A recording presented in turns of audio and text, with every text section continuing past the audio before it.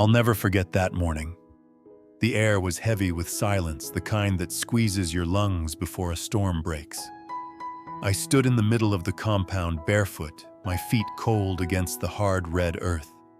My hands clutched a small, tattered bag that held all the belongings I was allowed to take. Behind me, the heavy wooden door slammed shut, and in front of me, my stepmother's voice pierced the morning like a rusty blade. "Take her away with her cursed bloodline and that bastard in her belly. She's no use to us. Let her be useful to someone else. If anyone will even have her." The neighbors peeked from behind their curtains and rusted gates, but no one said a word. They stood and stared like silent statues, their eyes a mixture of curiosity and judgment. One woman even let out a short, dry laugh, the kind that made the ground feel colder beneath my feet. I was 13, 8 months pregnant, and I was being cast out of my father's house, not for stealing, not for lying, but for being a child who had been hurt, betrayed, and left defenseless. My name is Amaka. I used to think home was where your family was. That was before I learned that sometimes family can be the sharpest knife in your back. Before my mother died, life was gentler. She was a soft-spoken woman with warm hands and eyes that seemed to understand every sadness without needing to ask. But she died when I was 10. I never forgot that day, not because of what happened after, but because of the dream I had the night before. I dreamt my stepmother poisoned her food. When I told her, she laughed and brushed my cheek. "It's just a bad dream, my dear." The next morning, after eating a bowl of rice stew from Amara, she collapsed on the floor, white foam bubbling from her lips. Her last words were, "You warned me. You warned me." Then she was gone. And with her death, my world changed. Amara, my father's second wife, never pretended to care for me after that. She didn't hit me at first. No, she was cleverer than that. She used silence, neglect, and cruel words that bruised deeper than fists. My father, Mr. Andrew, worked construction far up north and would be gone for months at a time. I was left alone in that house with her, Amara, and her glare like hot coals pressed into my skin. The night everything truly changed was quiet. Too quiet. The kind of quiet that makes you nervous even when nothing's happening. I was already asleep when Amara shook me roughly. "Wake up. Go buy matches for tomorrow," she ordered. "But it's late, Mama. It's not safe outside," I whispered. A slap, hard and sharp across my face. I tasted blood. I said go, so I went. Still in my sleeping wrapper, feet dragging, I left the compound with a small note in my hand and fear crawling up my spine. Just a few steps past the mango tree, something or someone grabbed me. A large hand covered my mouth. I couldn't scream. I couldn't move. I don't remember much after that. Only that when I woke up, it was morning. I was in the bush, my wrapper torn, my body aching, and my heart broken in a way I didn't yet have words for. I limped home crying, only to be met with a second slap, this one so violent it knocked me to the ground. "You filthy girl, you ran off with a man, and now come back with tears and torn clothes. Do you think I'm a fool?" I tried to explain, but Amara never gave me the chance. She beat me until my skin stung and my voice broke. I never got to tell her what really happened. Maybe she didn't want to know. The sickness started weeks later. I thought I had a fever, but the nausea didn't leave. I slept too much, my body felt heavier every day. When Amara noticed, she dragged me by my hair to the hospital. The nurse glanced at the paper, then looked at me with something close to pity. "She's pregnant, about 8 weeks." I didn't understand at first. Then everything crumbled. On the way home, Amara beat me with a broomstick, screaming curses at me the whole way. As soon as we arrived, she gathered the neighbors and pointed at me. Just like her useless mother, pregnant at 13 and doesn't even know who the father is. She won't disgrace this family any longer. They laughed. Some shook their heads. No one defended me. I stopped eating. I stopped speaking. I stopped hoping. Until the day she told me I was getting married. To a man, I asked. To a homeless man, she snapped. Someone like you deserves nothing more. And so I stood there, clutching that bag, my belly round and heavy with life I hadn't asked for, while a man in worn slippers and a threadbare shirt waited at the gate. I had never seen him before.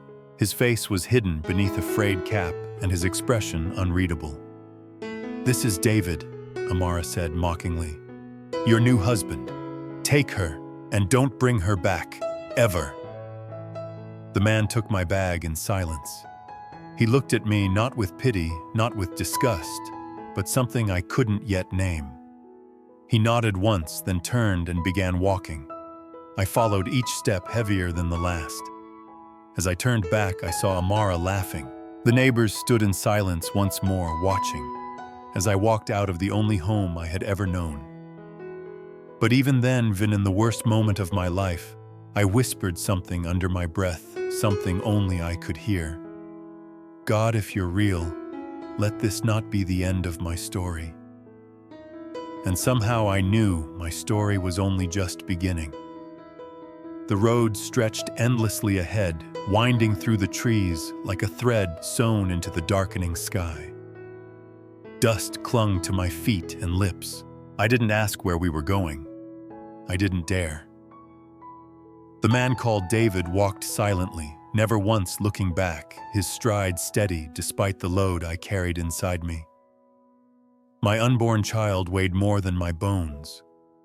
My shame felt heavier than my skin. I was terrified. Terrified that he might turn on me, sell me, hurt me worse than Amara ever did. I had no reason to trust anyone. But strangely, David did nothing. Not a glance that lingered too long, not a word too sharp. Just silence. Pure, humming silence. The sun had vanished completely when we entered a narrow path carved into the bush. For a second, I wondered if this was where he'd leave me, or worse. But instead of stopping, we emerged into a small clearing, and then I froze. Parked there, impossibly, was a black SUV, sleek and polished its surface, reflecting the moonlight. Standing beside it were several men dressed in black suits. Their postures were disciplined, formal, like bodyguards in the movies. My heart beat wildly. Was I dreaming? David stepped forward. One of the men saluted him. "Everything is ready, sir." Sir David turned to me. "Come," he said quietly. "You're safe now." Safe. I didn't move. I couldn't. My legs refused. What kind of man dressed in rags walks into a forest and finds a convoy of expensive cars waiting for him? David walked to the SUV, opened the back door, and waited. "Please," he said, "trust me." My feet finally moved slow and heavy. I climbed into the back seat, every inch of me buzzing with fear. David sat beside me. The door closed. The car pulled away. As we drove, I stared out the window, trying to understand what was happening. I couldn't speak. I didn't even know what to ask. But finally I whispered, "Who are you?"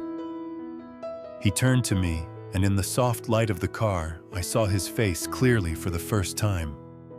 He looked younger than I thought, maybe late 30s. His eyes were kind, but tired.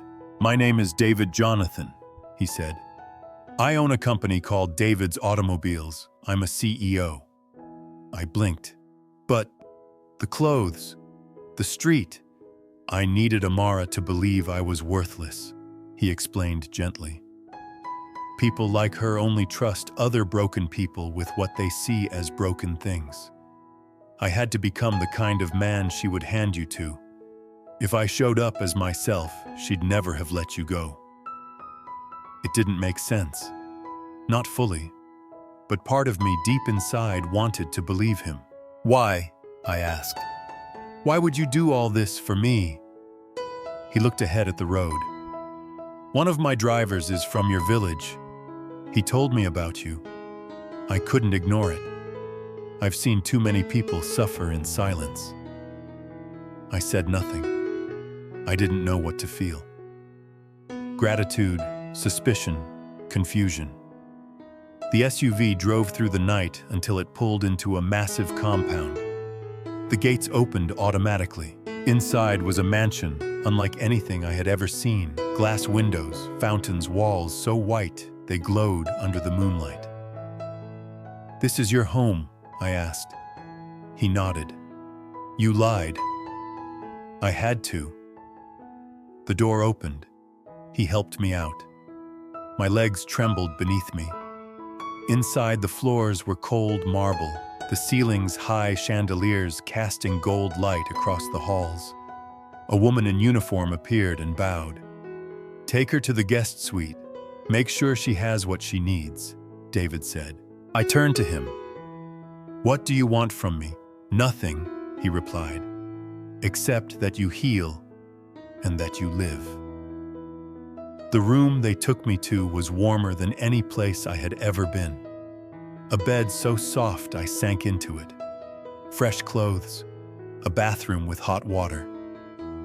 I stood in the shower until my skin wrinkled, letting the dirt, the pain, the fear swirl down the drain. Later that night, a doctor arrived. She examined me gently with care, not judgment. "You're strong," she said. "You and your baby are doing well. You're safe now." I cried myself to sleep that night, not because I was afraid, but because for the first time I wasn't. In the days that followed, I said little. But David didn't press me. He simply provided. Doctors, food, safety, silence. And slowly I began to open. He introduced me to the in-house teacher. He brought me books, a laptop. "You were born for more than pain, Amaka," he said one day. "Let me help you remember that." Weeks passed. My belly grew heavier, but so did my strength. I began to smile again. I sang to my unborn child soft lullabies my mother used to hum. Then one morning I woke with sharp pain in my back. I called out. They rushed me to the hospital.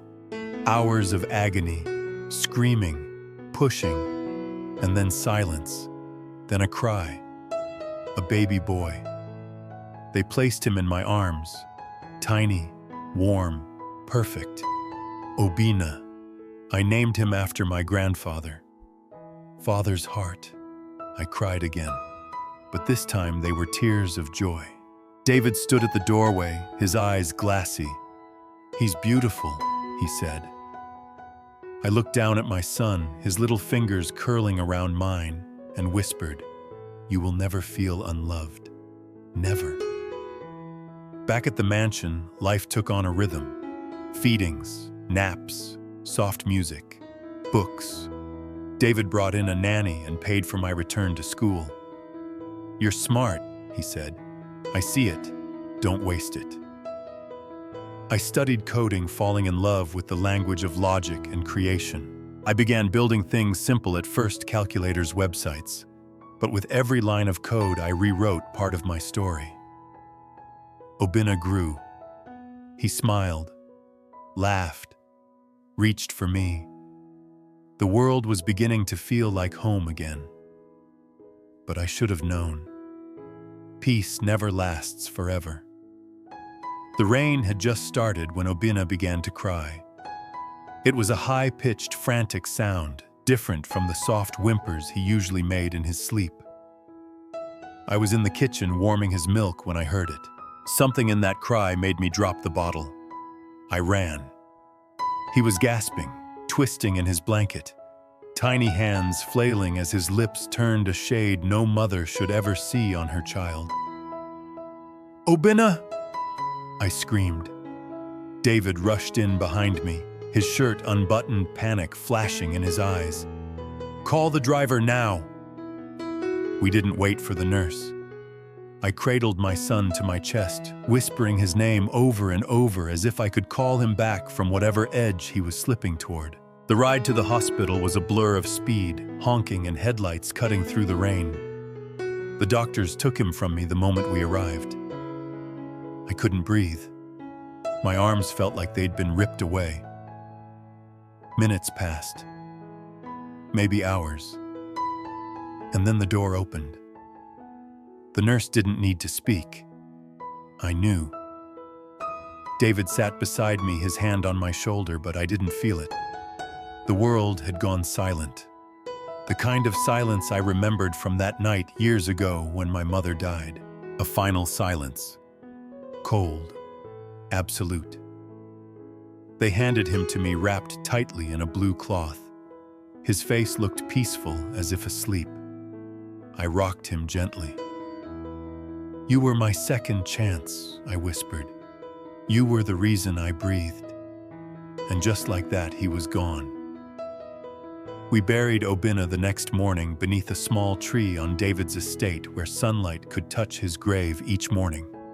The grief came like waves, at first crashing, then receding, then crashing again. I stopped eating. I stopped studying. I refused to speak. I'd lost too much in this life. My mother, my childhood, now my child. What was the point of healing if everything would still be taken? One night while David was away on a work trip, I found a knife in the kitchen. I brought it to my room, sat on the floor. The pain inside me felt too big, too dark, too loud. I wanted it to end. I was about to press the blade to my wrist when the door flew open. David. He didn't speak. He crossed the room, dropped to his knees, and held me. I didn't fight. I cried into his shirt until it was soaked. He rocked me like I had once rocked Obinna. "You can't give up now," he whispered. "Not after all you've survived." "But he's gone," I sobbed. "Yes," David said, his voice breaking. "But you're not." That night something changed. Maybe it was David's words. Maybe it was Obinna's face still burned into my memory. Or maybe I just wasn't ready to let the pain win. I began walking in the garden each morning. At first, just a few minutes, then longer. I sat beneath the tree where Obinna was buried and told him everything. How I felt, what I feared, what I still hoped for. Slowly, the weight on my chest began to ease. I returned to school. I threw myself into coding like it was oxygen. Every function I wrote, every bug I fixed was a small victory. I began building real projects, apps for local schools, donation tracking systems for charities. My confidence returned in quiet bursts. 1 year later, I graduated. David was there, clapping the loudest. When they called my name, I stood tall. My name no longer sounded like a scar. It sounded like a beginning. After graduation, I founded my own nonprofit New Sight Foundation, focused on helping underprivileged people get access to critical medical surgeries. It started small, just 2 surgeries funded in the first month. But word spread. Donations came in. Partners reached out. We saved 10 lives in 3 months, then 25, then 100. Each life we touched felt like a thread weaving into something beautiful. Each thank you letter reminded me why I didn't pick up that knife. I hired a team. I hired the nurse who once treated Obinna. I visited villages, schools, and clinics. I spoke about hope, about loss, about surviving. I still missed my son. I always would. But I was no longer stuck in the darkness. I had walked through it and found light. One rainy afternoon, much like the one when I lost him, I returned home from a speaking event and found David waiting in the living room. He looked nervous. "Amaka," he said slowly. "I've been thinking." I tilted my head. "I know we've been through a lot.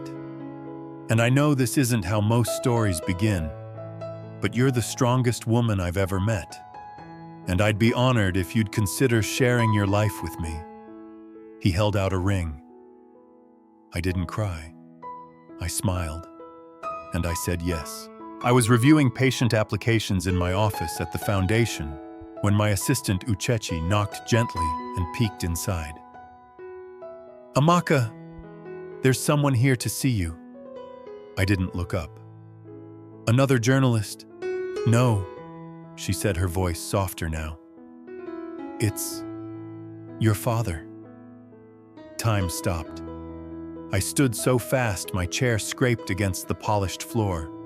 My heart thudded against my ribs as I stared at the door, willing myself to move to breathe. "Send him in, mister." Andrew stepped in, older and smaller than I remembered, as though the years had pressed him into himself. His hair was more gray than black, his shirt faded with travel, but his eyes still held the same kindness I once clung to. He looked at me for a long moment. Then he fell to his knees. "Amaka," he whispered, tears already falling. "My daughter, my baby girl. I've looked everywhere. I failed you." I rushed to him, kneeling too, wrapping my arms around his trembling frame. "You didn't know," I said. "She never told you." "I left you with the devil," he choked. "I didn't protect you." We sat on the floor like that for a long time, father and daughter, finding each other again, in a room where so much had been lost and rebuilt. Later, over tea, I told him everything. I left nothing out. My mother's last moments, the poison, the betrayal, the night I was sent into the dark with a few naira and a lie, Obina's birth, his death, David's rescue, and the woman who had caused it all. Amara, his fists clenched. She lied to me about everything. Said you ran away with a boy, that you stole, that you refused to come back. She hated my mother, I said softly, and I reminded her too much of her. "I'll deal with her," he said, fire in his voice, but I stopped him. "You won't need to." He looked at me confused. I opened a folder and slid it across the table. It was a medical report. Diagnosis: aggressive eye tumor. Prognosis: blindness within months. Critical surgery required. She came to us anonymously, I explained. She didn't know this was my foundation. We handle cases confidentially. But the moment I saw her name, I knew. My father was silent. "I paid for the surgery," I added. "In full, no delays, top specialists." He stared at me, stunned. "You saved her life." "I didn't do it for her," I said. "I did it for me. I needed her to truly see the woman I became. I needed her to know she didn't win." He shook his head slowly, tears brimming again. "Amaka, you're stronger than any person I've ever known." "I'm not strong," I said. "I just refused to become her." A week later, the surgery was complete. Amara's bandages were removed under sterile white light. Her vision had returned, though not completely. The doctor said healing would take time. She was seated in a recovery room when I walked in. She turned, blinking, and saw me. Her face changed instantly, recognition, shame, disbelief. "You," she whispered. I said nothing. She looked away. Her voice cracked. Why would you save me?" I sat in the chair across from her. "Because I remember what it feels like to beg," I said. "Because you should live long enough to understand what you did. Not out of vengeance, but because redemption starts with truth." Tears streamed down her face. She couldn't speak. I stood. "I forgive you," I said. "Not for your sake, for mine." And then I walked away, never turning back. Days later, I received news that Amara had passed away. The doctors said she was physically fine, but the guilt, the shame, the weight of her own life, it had crushed her. Some said she had taken her own life. I didn't mourn her, but I didn't celebrate either. Instead, I sat under Obina's tree and whispered, "We did it, baby," she saw, "and now we're free." The crowd had gone quiet. Hundreds of eyes stared at me as I stepped onto the stage, the spotlight soft against my face. A banner above read, "New Sight Foundation, 5 years of healing." My palms were damp, not from fear, but from the weight of everything this moment meant. I looked out across the hall, filled with donors, volunteers, doctors, and patients. Some who could now see because of surgeries. We funded some who had walked again, smiled again, lived again. I gripped the podium. "My name is Amaka." I began, my voice calm but resonant.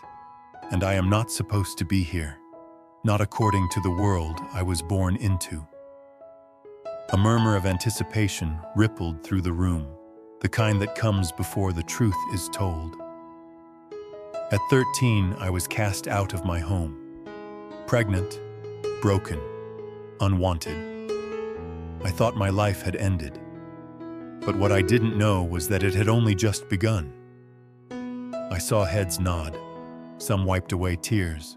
I spoke not as a symbol, not as a survivor, but as a woman who had learned to rebuild with cracked hands and a heart full of scars. I told them about my mother, about Amara, about Obina.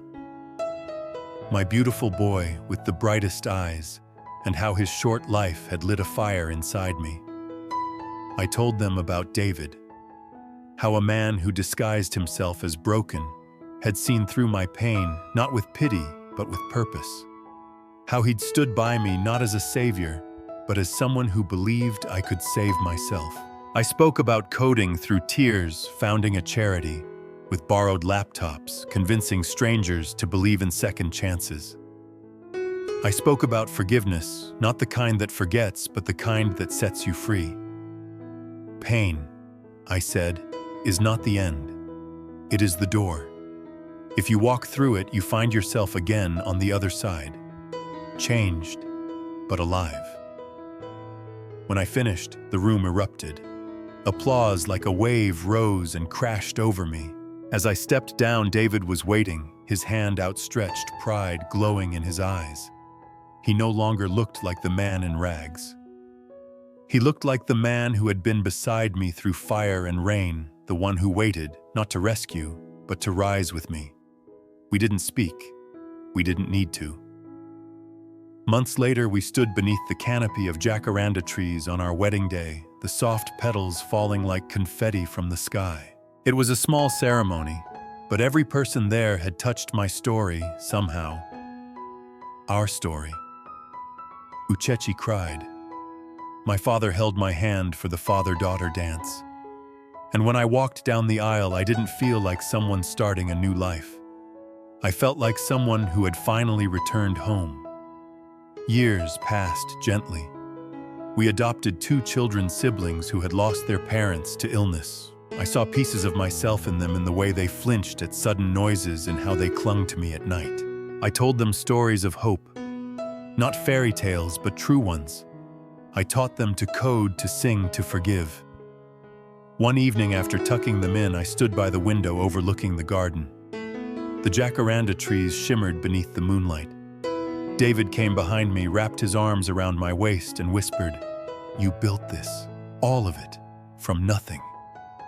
I leaned into him, breathing in the peace I never thought I'd have. "Not from nothing," I replied. "From pain, from loss, from love." A few months later, I returned to my village.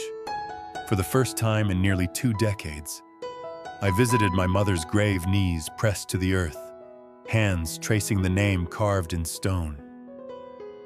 "Rest well, Mama," I said softly. "I've become everything you dreamed I'd be." I placed white lilies, the kind she loved, and stood in silence, letting the wind carry the rest of my words. On the way back, we stopped by the tree where Obinna was buried. I brought our children.